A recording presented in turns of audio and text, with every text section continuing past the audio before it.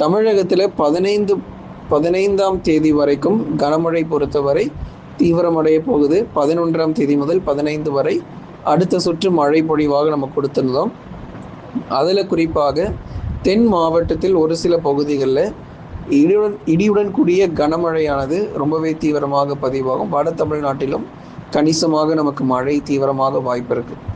அப்போ நமக்கு இப்போ இருக்கக்கூடிய வரப்போகிற இந்த நாட்களில் பரவலாக கனமழையும் ஓரிரு இடங்களில் கனமுதல் மிக கனமழையுமாக கண்டிப்பாக பதிவாகும். அதில் குறிப்பாக தென் மாவட்டத்தில் அநேக பகுதிகளில் வலுவான மழை பொழிவு அப்படிங்கிறத எதிர்பார்க்கலாம்.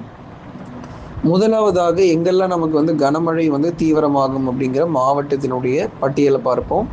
இது எல்லாமே நவம்பர் 11 முதல் 15 வரை இருக்கக்கூடிய காலகட்டங்களில் கணிசமாக மழை வாய்ப்பு அதிகரிக்கும்.